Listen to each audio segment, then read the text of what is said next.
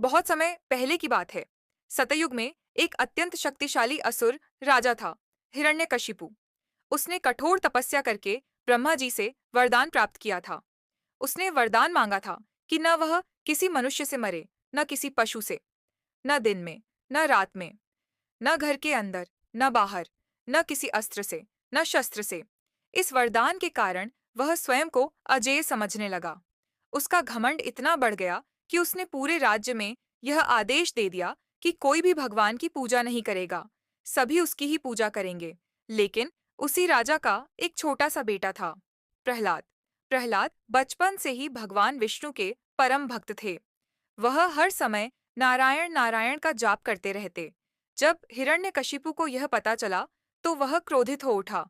उसने प्रहलाद को समझाने की बहुत कोशिश की, लेकिन प्रहलाद ने कहा, पिताश्री, भगवान विष्णु ही सच्चे ईश्वर हैं।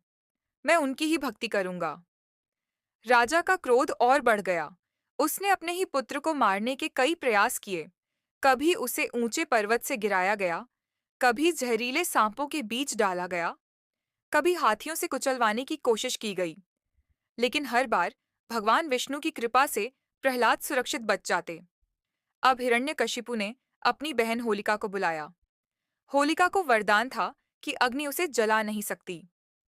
योजना बनाई गई कि होलिका प्रहलाद को अपनी गोद में लेकर अग्नि में बैठेगी। आग प्रहलाद को जला देगी और होलिका सुरक्षित बच जाएगी। चिता सजाई गई। चारों ओर लकड़ियां रखी गईं। प्रहलाद शांत मन से भगवान विष्णु का नाम जपते रहे। होलिका उन्हें लेकर अग्नि में बैठ गई। जैसे ही अग्नि प्रज्वलित हुई, एक चमत्कार हुआ। भगवान की कृपा से प्रहलाद सुरक्षित रहे और होलिका स्वयं अग्नि में जलकर भस्म हो गई, क्योंकि उसका वरदान केवल तभी काम करता था जब वह अकेली अग्नि में बैठती। छल और अधर्म के कारण उसका वरदान निष्फल हो गया। इस प्रकार भक्ति की जीत हुई और अहंकार की हार। लेकिन कहानी यहीं समाप्त नहीं होती।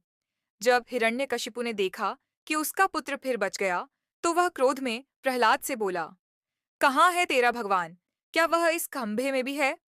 प्रहलाद ने शांत भाव से कहा, हाँ, भगवान हर जगह हैं।